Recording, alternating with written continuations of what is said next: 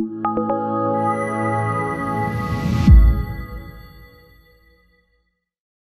so in today's session, we have with us Dr. Robert Ostfeld. Now, Dr. Robert Ostfeld is the Director of Preventative Cardiology at Montefiore Health System and an Associate Professor of Clinical Medicine at the Albert Einstein College of Medicine in Bronx, New York. He has a medical degree from Yale and a master's in epidemiology from Harvard.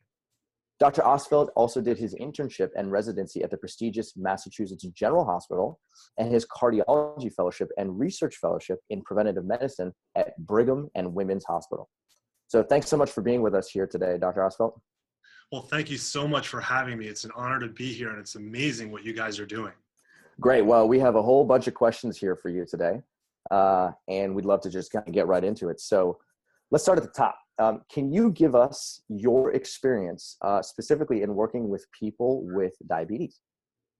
Well, yeah, sure. I mean, unfortunately, I've had a lot of experience working with people with diabetes from during medical school, residency, fellowship, and now my 13, 14 years as an attending cardiologist at Montefiore. And the reason for that is it's just so ridiculously common. And so unfortunately, I've had a lot of experience working with it. And I'm glad that you guys are having this summit so that hopefully, I'll work with it a lot less. And most importantly, people with it will be a lot healthier. Absolutely. What is the relationship between heart disease and diabetes? Unfortunately, the relationship is really close. And there is a good bit of data where people consider having diabetes essentially the same as already having heart disease. And there was an interesting study, interesting but unfortunate. And this study showed that people with diabetes, but no known heart disease, and they compared that group of people to people who had previously had a heart attack but no diabetes. And both of their future risks of a heart attack was the same. Wow. So at least in that study, having diabetes was basically the same in terms of heart risk as having had a prior heart attack. So the relationship is incredibly close, which is unfortunate. Wow, that is amazing. How about high blood pressure and diabetes? What's the connection there? The connection also is close, and people with diabetes are enriched for all kinds of risk factors for heart disease, be it overweight, be it high cholesterol, high blood pressure. The relationship is very close. People with diabetes are much more likely to have high blood pressure. And part of that there's a lot of things that kind of go together, it seems. You guys have well outlined the connection between heart disease and diabetes and high blood pressure, and diabetes and other issues as well, as I'm sure your course is getting into. Part of that connection may actually be our lifestyle, may actually be how we eat and how we live. Because an unhealthy diet, meaning a more animal-based diet, can promote heart disease, can promote diabetes, can promote high blood pressure, can promote high cholesterol. It's like a triple whammy coming at you. So part of that connection may be related to lifestyle changes. So can you explain to us what is the Montefiore Einstein Cardiac Wellness Program, and how does it differ from a more traditional cardiac wellness program? Well, thank you. So our cardiac wellness program has the goal of preventing and reversing disease with a whole food, plant-based diet. And I say disease, not just heart disease, because sure, eating healthfully is good for your heart, but it's also good for diabetes, which by the way is good for your heart. And it's good for high blood pressure and cholesterol and multiple other medical issues. So we're very, very proud of that. And I'll be happy to dive further into what we do. And as it compares to other wellness programs, we all share the goal of getting people healthier. We're all on the same page with that. But what's unique or relatively unique about our program is that we pursue that path both with a whole food plant-based diet, which we have seen some of the most incredible turnarounds I've ever seen. But we also approach that here in the Bronx with a population that hasn't really necessarily on average have had much exposure to a plant-based diet. For example, when I see patients in clinic and I mention a plant-based diet to them, many of them look at me like I'm from Mars. It's the first time they've ever heard of that. And so that presents incredible opportunities and incredible challenges. And we work very closely with them to take them from where they are to a much healthier place. So those, I think, are the ways that we are unique, but we all share the same goal of helping people be healthier. And, you know, as it relates to diabetes, we have many patients who have started the plant-based diet who have been able to substantially reduce their diabetes medications, whether it be the oral ones or the ones with, you know, people using insulin. Some of them come off of their medications. Many are able to, I'm talking about adult onset diabetes, type 2 diabetes here, as I'm an adult cardiologist. And many people are able to completely reverse it as well. So it's just been such an inspirational experience to be able to work with people in this way. It's amazing. It's absolutely amazing. So at the Montefiore Medical Center, your hard work has resulted in the movie Forks Over Knives being shown in every hospital room. Can you explain what type of impact that has had on your patients? Yeah, I mean, I'll step back just a little bit. It's been an incredible journey to watch our program go from like an idea to something that's kind of grown up a little bit. It's been a great ride with the goal of getting people healthier. And so, you know, I round in the hospital. I see patients in the hospital with residents, fellows, medical students. And so what would happen is I would counsel patients about eating much more healthy, a plant-based diet. And then like the food would come in, and although it would be healthier than a standard American diet, there would be lots of animal products on the plate. So it would kind of like undercut the message, and it was hard to get traction in the inpatient setting. Outpatient's a different story.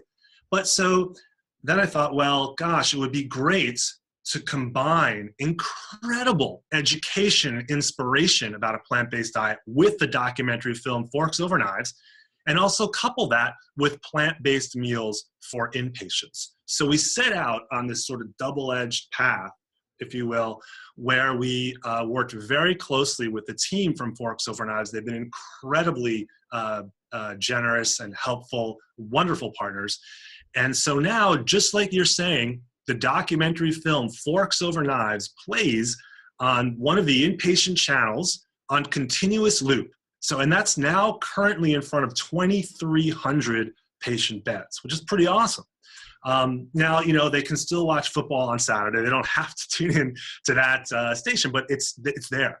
And so the doc can go in and talk about healthier lifestyle, and then, you know, sort of supplement and outsource additional education to them watching the documentary film. It's perfect because it's boring to be in the hospital. It's great to have a great film to watch. So there's that. And then we have the option of ordering plant-based meals for inpatients. So you can talk to them about it, that instead of, say, the healthier standard American diet getting delivered, a plant-based diet can get delivered, and then they can watch Forks Over Knives. So, you know, and our goal with that is to plant a seed, if you will, for them to get along, you know, hopefully further along the path toward embracing a plant-based diet. So it's been incredible. And it's particularly the film has impacted things a lot. Now, we've had patients, we haven't even mentioned it to, some, you know, stumble across the film, watch it, they'll come out to the nurse, the PA, the doc, and ask, you know, can I have a healthier, you know, meal ordered, just like the kind that's in Forks Over Knives? So it's just terrific. It's been, I don't know, like, what's the, you know, like, a boxer has their, their knockout punch, their whatever, it's the right hook or the uppercut. Well, that's our right hook, so it's like, it's perfect. That's so cool. I love it. Okay, so you also run a community-based program for people outside of Montefiore. Can you tell us what that program is and how it works? Yeah, so there's a large component of it that's inside Montefiore, and it's an outpatient aspect. So what we just talked about with the film and the inpatient meals, those are for people who are admitted to the hospital. And actually, the biggest part of our program is the the outpatient component. And basically, the way that works is a patient will come and see me in the office. Like just if you were going to see your doc for whatever reason, you go to the waiting room and they bring you back and the doc sees you and they do a history and physical exam. And in the context of that, we weave in plant-based nutrition into essentially every single patient visit. We talk about why that's going to be helpful for them. We try to find a particular hook. Maybe they want to walk their son or daughter down the aisle. Maybe they want to lose some weight for an upcoming reunion, better skin complexion, get off a certain medication. We try to find a particular hook that will help them further adopt it. We give them specific handouts with an eating plan and additional information, and then we follow up over time. And an incredibly important part of our program that was inspired by Dr. Esselstyn and all of his amazing work is we have on periodic Saturday mornings these 4-hour sessions where we get into the how and why much more detail about eating this way. I speak, and RD speaks. Currently, Lauren Graff is working with us. She speaks. We serve lunch. And one of the things I'm particularly proud of our program is I work in the Bronx, which is an incredible area, and there is a large indigent patient population here. And I want to democratize the information about plant-based nutrition as much as possible. So we don't charge anybody for our Saturday morning sessions. I fund it all through donations, and that's been able to help keep us alive and have these sessions for people who may not otherwise have access to them. And then we follow up with people over time. So that's been great. And in the context of that, we literally have patients crying tears of joy in our office. They feel so much better, avoiding medical procedures, stents, coming off medications, including diabetes medications. And almost to a person, if they really adopt it, they'll have something improve that they never even thought about, like a chronic discomfort or a chronic skin issue. And it's tough to predict because people just have, I never realized that was even an issue, and now it's just better. I mean, I know that's totally anecdotal, but the things that are very, very routine it's kind of like clockwork. Within a week or two, people feel slimmer. Clothes fit a little bit more loosely, and they almost always report a little more energy. Then they may start to feel a little lightheaded. Now, why is that? It's because since I'm a cardiologist, I see a group of people who are enriched with medical issues. So a lot of them will have high blood pressure. So they're already on high blood pressure pills, but we're making them, they are making their bodies so much healthier that their need for high blood pressure pills is starting to reduce. So 2-3 weeks in, we may get a call and we'll start to lower the dose of the high blood pressure pills. And then over time, other things improve, like blood sugar or maybe chest discomfort and a variety of other medical conditions. So it's been an incredible honor to be a part of this ride.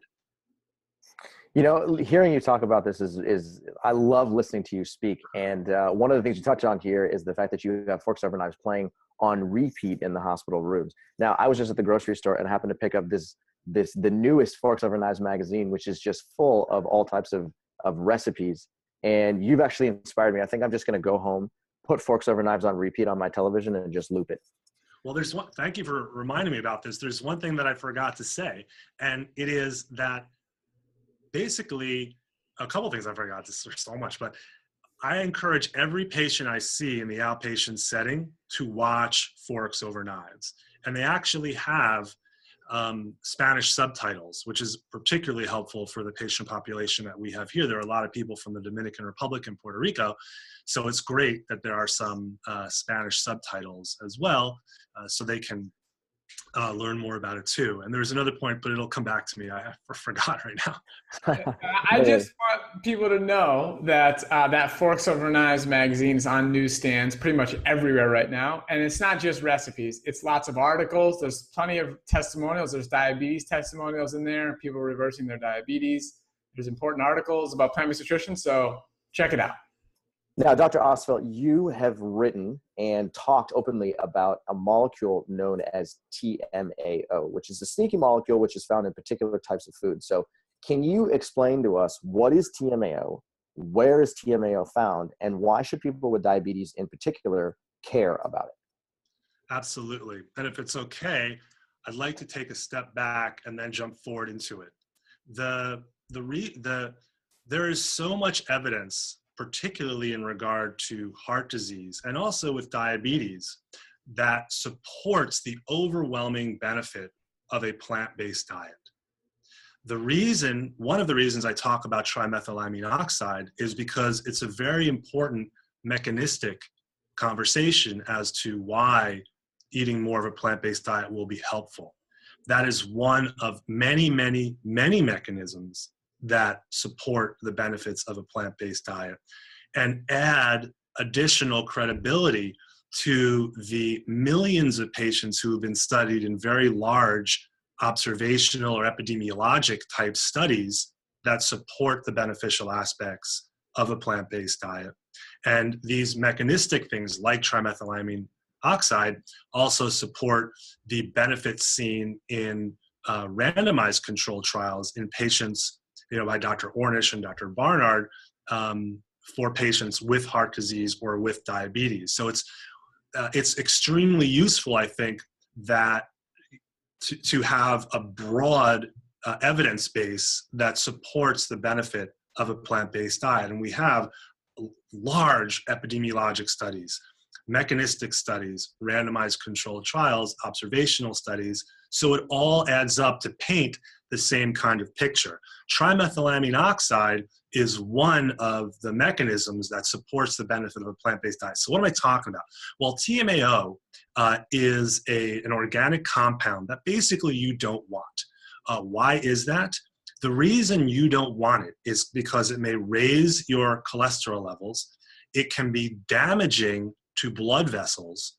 And in a way that lets cholesterol deposit in the walls of the blood vessel, promoting heart disease and potentially leading to a heart attack. You don't want it because we know, and also it can be very pro-inflammatory, which is not a helpful health thing.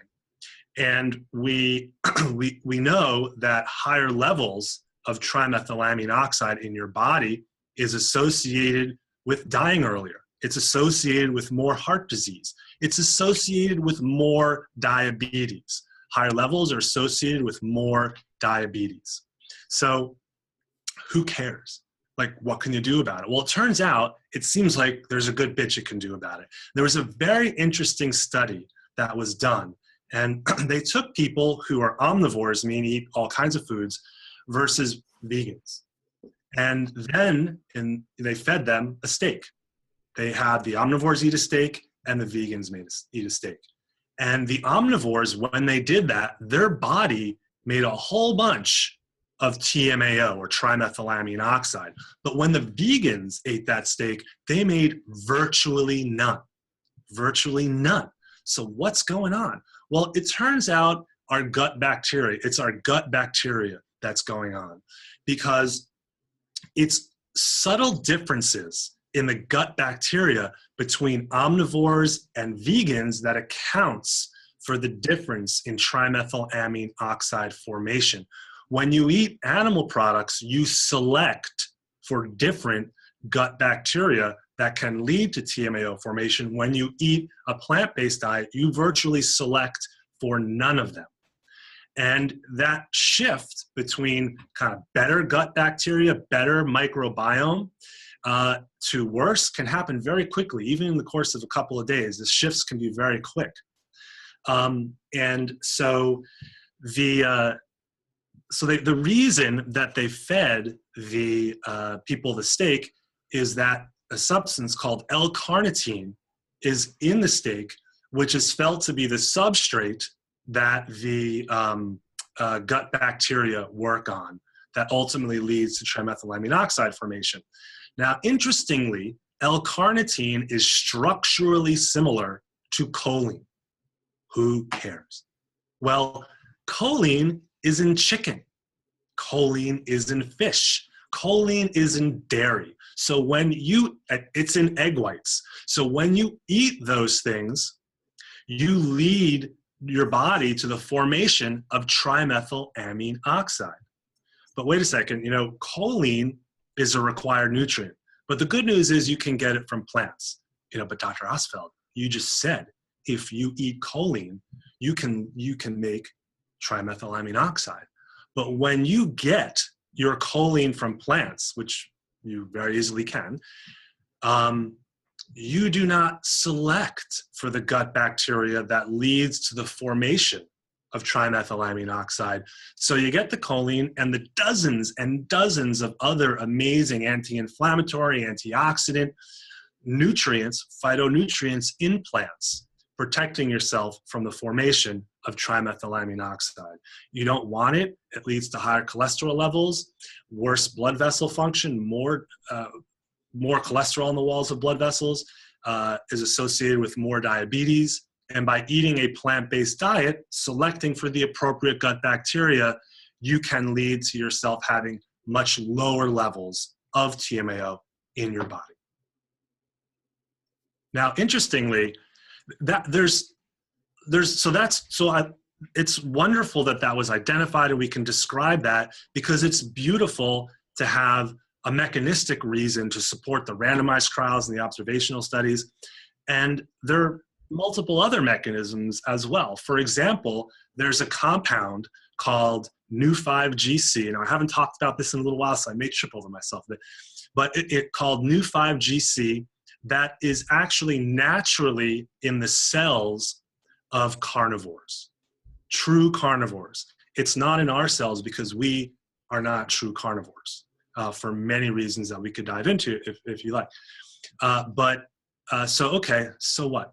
Well, these researchers in San Diego noticed that true carnivores were getting much less cancer, the animals, than those who eat animals who are not true carnivores. So they said, well, gosh, maybe the people who are not true carnivores don't have Nu5GC naturally in their body like we do not. Maybe when we eat Nu5GC, this compound, we see it as foreign and create an immune reaction. Our body attacks it and creates all kinds of inflammation. So they did this test in I forget if it was mice or rats, but they did a test in them, and they created a model of rats or mice that did not have Nu5GC. So they're kind of like us. And then they had the normal rats or mice that have Nu5GC, and they fed them meat that has Nu5GC, kind of like the meat that we would eat on any given day. So what happened? Well, it turns out the mice that did not have Nu5GC in their body reacted to the Nu5GC they were eating, had tons of inflammation, much more cancer.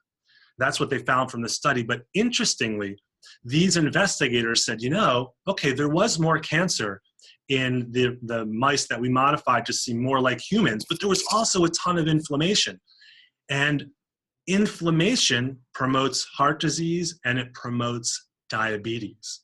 So maybe, they said, one of the reasons that people eating meat may have more heart disease and more diabetes is because of the inflammation created by eating Nu5GC.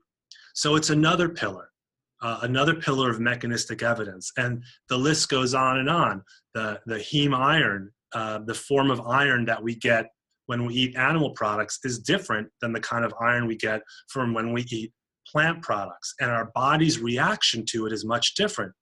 The iron in animal products is pro-inflammatory, pro-oxidant, and can promote diabetes and heart disease. Whereas the iron in plant products virtually does not. So yet another pillar. So it's really terrific. And the list goes on and on. And it just helps us feel that much more comfortable and inspired to recommend eating this way to our patients. That's amazing. That's amazing. So for your patients with hypertension, what foods would you prescribe for them to specifically reduce high blood pressure? Well, that's a great question. And it brings up the theme of, maybe there's like a diet for high cholesterol and a diet for disease X and Y and Z. But as you know well, it's not completely one size fits all. I mean, there's some nuances in hyper-specific situations, but in general, the diet that is helpful for diabetes, meaning the whole food plant-based one, is the exact same diet that is helpful for heart disease, and the exact same diet that's helpful for high cholesterol and helpful for intestinal issues and for multiple types of cancer and inflammation and oxidative stress, and on it goes. So it's wonderful. Like just imagine, I know this has been discussed before, but just imagine if a pharmaceutical company made a pill that could help potentially reverse heart disease, could help potentially reverse diabetes, high blood pressure, high cholesterol, reduce certain types of cancers, improve skin complexion, improve sexual function in men and in women. Imagine if there was one pill. That would be the biggest blockbuster of all time ever. But that pill basically exists. It's a plant-based diet. It's just that there's no broccoli lobby. There's no big broccoli to get the word out. So that's why you guys are so amazingly helpful. So I don't recommend a specific diet for disease A, B, or C.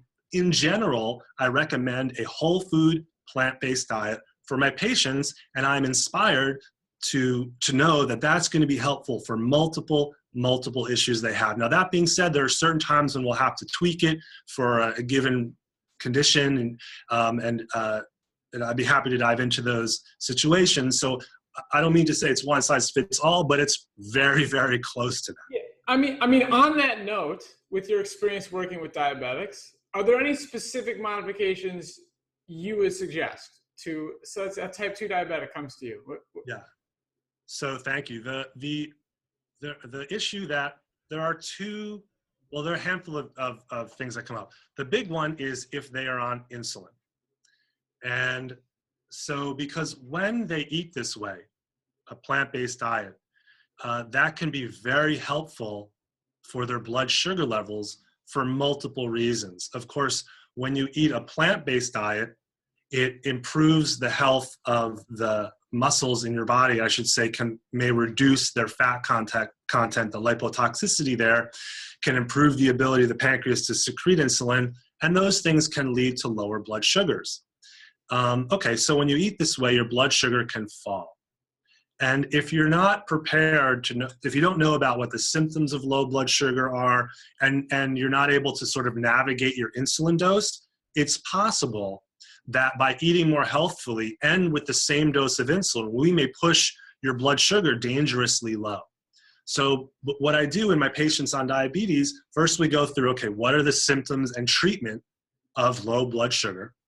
And once we're sure we have that down, we talk about how they may need to lower the dose of their insulin, and relatively quickly. And so they monitor their glucose extra closely until we reach a new steady state. So you need to be with a partner. Not everyone can necessarily navigate those kinds of changes. So you need to be with a partner who can work with you on that. So that's the big one that comes up with diabetes. A couple of other ones that are somewhat associated with it is sometimes patients with diabetes, particularly adult onset, can have, I guess I shouldn't say that, but they could have a certain type of situation where they have a type 4 acidosis, renal acidosis, where their potassium level can be a little bit high. And if their kidneys don't work so well and their potassium runs high, eating some of the plant-based foods can really push up potassium levels. And if their kidneys don't work well and they have high potassium to begin with, that could be a little dangerous. So what I'll do, and that's by far the exception, not the rule, by far the exception. But I check a screening blood test, and if I'm at all concerned, I will check a repeat kidney and potassium within just a few days.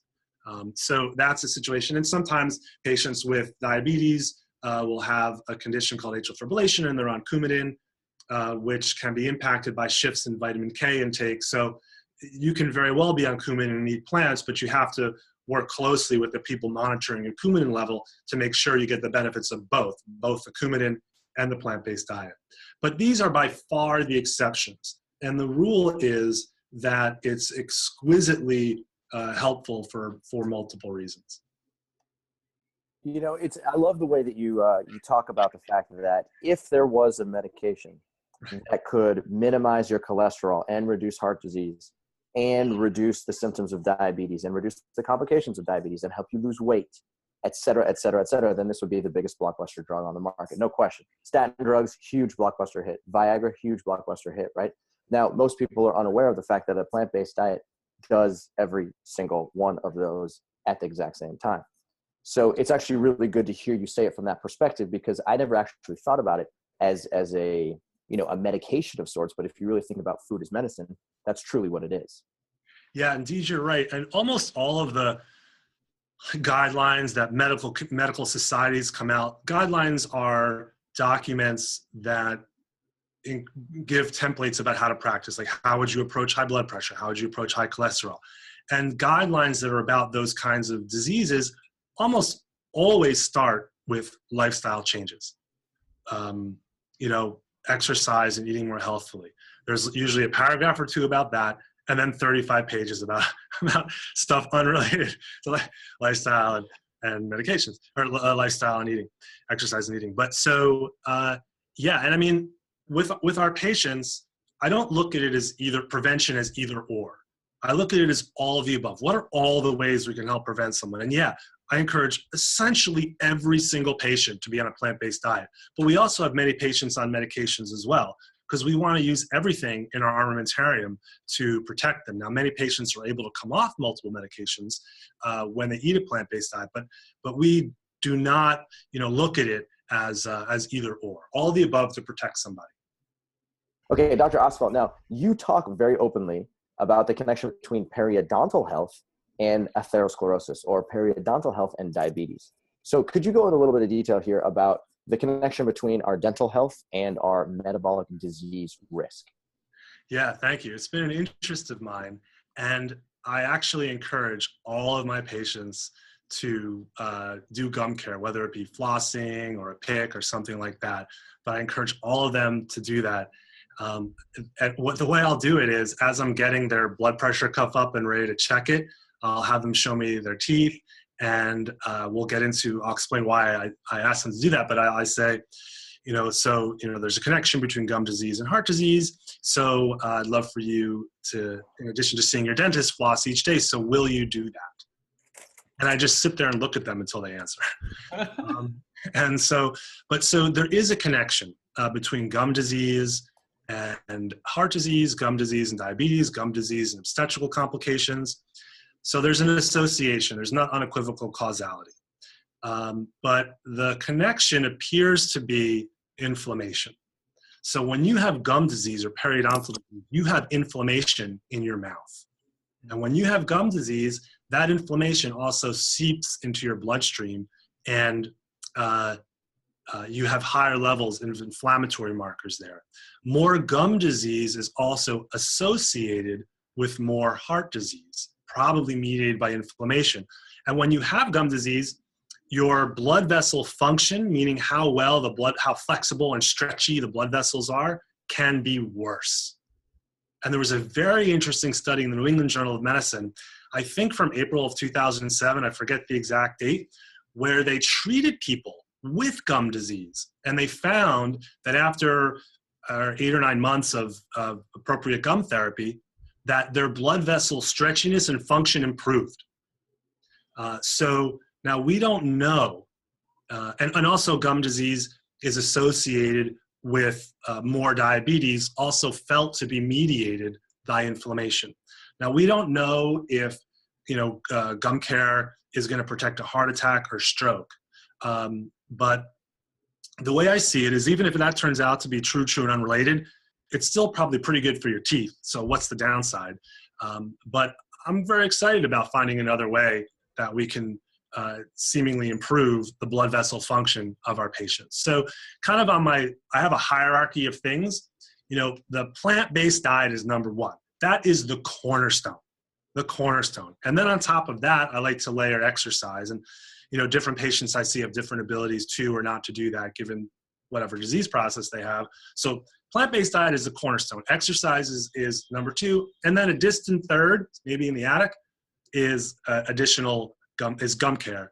But I do encourage every patient to do that. All right, Dr. Ostfeld, we are really curious to hear, what do you eat for breakfast, lunch, and dinner? Can you walk us through a typical day of your eating? Absolutely. So the first theme is that I eat a lot of food. And I'm sure the people who are plant-based out there have had similar experiences. So breakfast for me is typically a giant bowl of oatmeal. And this will sound kind of weird, but I toss in a bunch of spices into it because they're so rich in antioxidants and stuff. So I'll toss in like cloves and cinnamon. A lot of people put cinnamon in their oatmeal. I toss in a ton of cinnamon.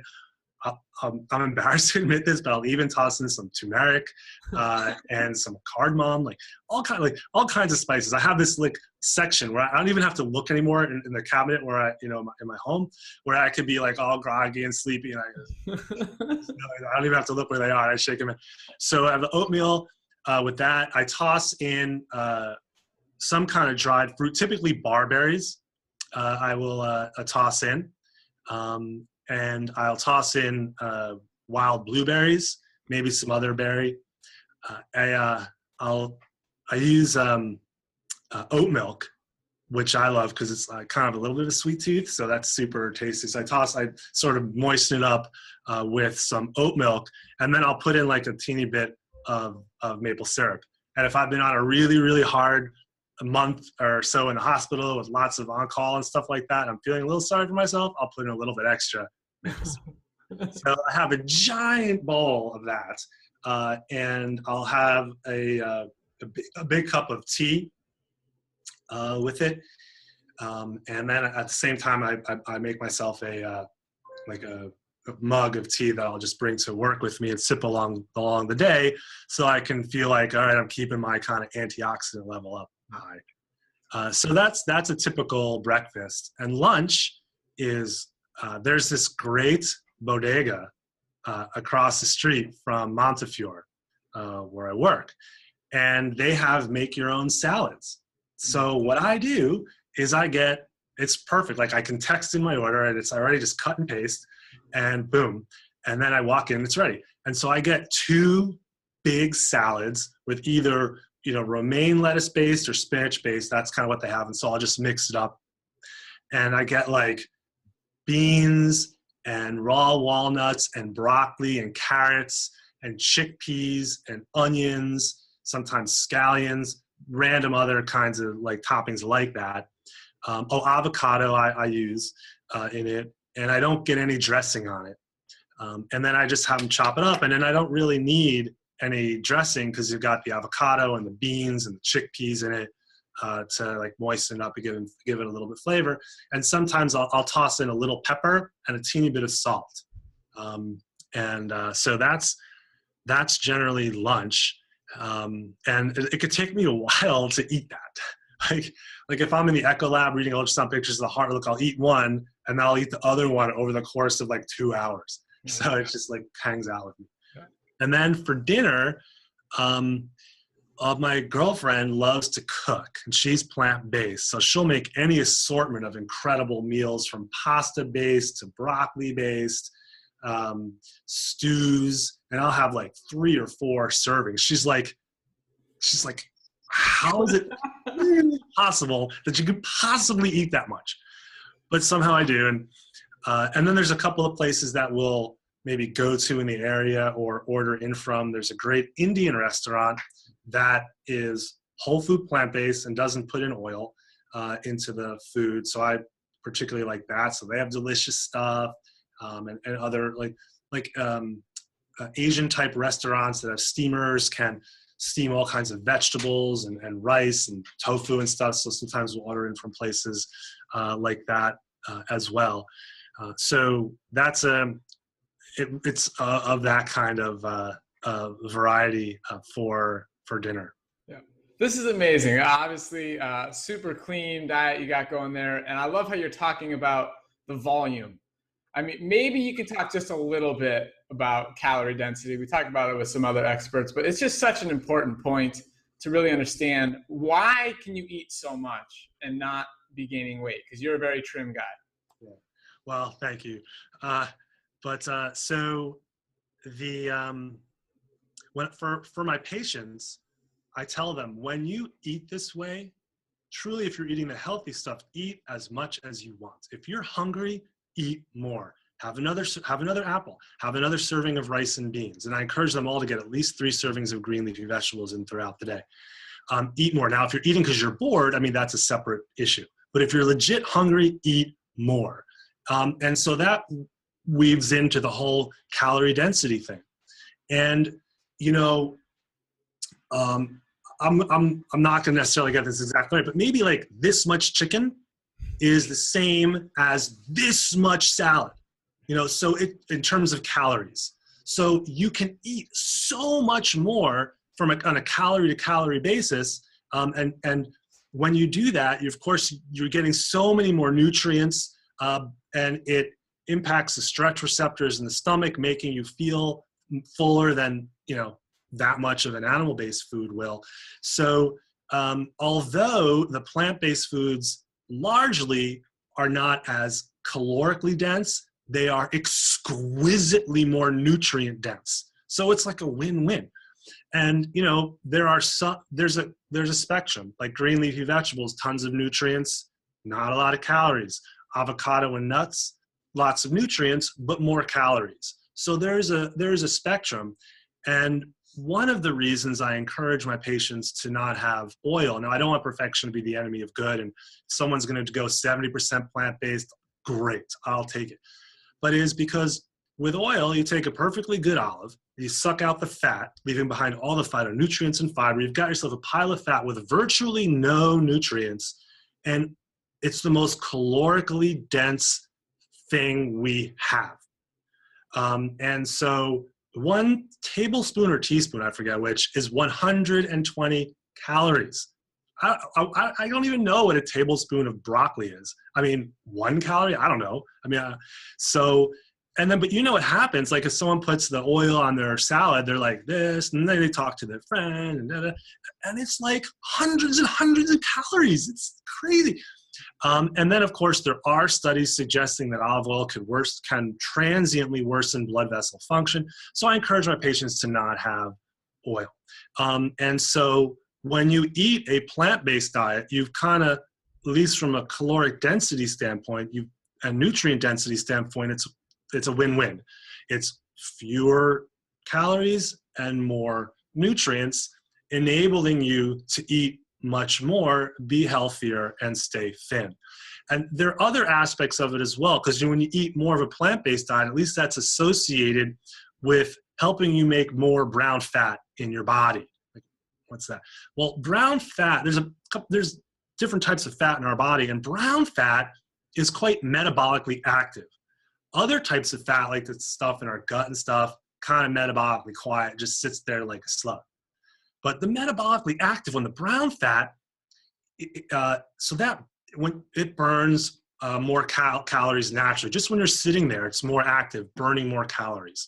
And so when you eat a plant-based diet, you're able, at least it's associated with making more brown fat, you're more metabolically active. So even just when you're sitting there, you're burning more calories than, you know, presumably your animal-based food friend to your left.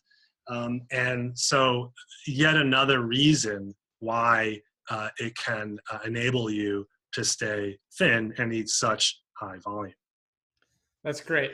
Thank you for going into that. Now, you said a great thing there about perfection not being the enemy of good. I think that's what you said. Can you talk to us a little bit about what is required? How far does somebody have to go to get results? Do you have to be 100% in order to see improvements in cardiovascular health or diabetes health? How does that work? You absolutely do not have to be 100% to see benefits. It's basically a continuum. The healthier you eat, the more benefits you accrue. And, so anecdotally, what I've seen is when patients typically cross the 50% threshold of being whole food plant-based is when they really start to see meaningful benefits. That's my anecdotal. Now, when patients, cross the 90% threshold, they see a lot more. But so it's really a continuum. And, if one of my patients says, look, I can do it 50% of the time, but I can't do it anymore. I'm like, all right, I'll take it. That's great. It's better than nothing. And you definitely, I definitely see benefits in that setting. You don't have to be 100%. Look, if I, as a cardiologist, I will see people who are fairly enriched for disease. Like I'll see people who may be getting chest pressure, literally walking across the room from cholesterol disease in their hearts. And in those people, I'm pushing 100%. That's what I want. I mean, I guess I want that for everybody, but I'll be pushing it a little harder for them. And they, have a much more acute personal reason to do it. And I'm encouraging to have tons of green leafy vegetables throughout the day. But still, so you don't have to be 100%. You'll accrue more benefits the more you eat like this, and it's really a continuum. That's great. Okay, so to wrap this all up, put it all together in one little summary. What if somebody's living with diabetes, type 2 diabetes, type 1 diabetes, pre-diabetes? Give us a summary of what is the diet that you would like them to follow. What do you suggest they eat? So the quick answer to that is, in my opinion, if the food has a face or comes from something with a face, don't eat it. And I mean, I could leave it at that. I very much encourage my patients to have at least 3 servings of green leafy vegetables each day, at least 3 servings of other vegetables each day, at least 3 servings of fruit each day. So no faces and 3, 3, 3. We often hear, I'll often hear, well, I don't want to eat fruit because it's going to make my diabetes worse. Well, there's so many studies that show exactly the opposite of that. For example, there was a very interesting study published, I think it was June or April in 2016 in the New England Journal of Medicine, where they looked at 500,000 people from China. And they looked at fruit intake. And the more fruit intake they had, the lower their blood sugar. Yes, they ate more fruit and had lower blood sugar. So no faces, 3, 3, 3. We could dive in more from there, but that would sort of be the elevator pitch, if you will. Oh, there's one thing I should mention is when you eat this way, it's incredibly nutrient dense, but the one nutrient it's missing is, of course, vitamin B12, because that lives in the soil, and now that we wash everything so much, we don't get it. Now, if you have normal absorption and have been eating a more or less a Western diet, it's very likely that you have a 2 to 3 year store of B12 in your body because we recycle it. So you don't have to run out and get vitamin B12 right away. But what I encourage my patients to do is when they start, I check a baseline level. Many people have low levels unrelated to plant-based diet.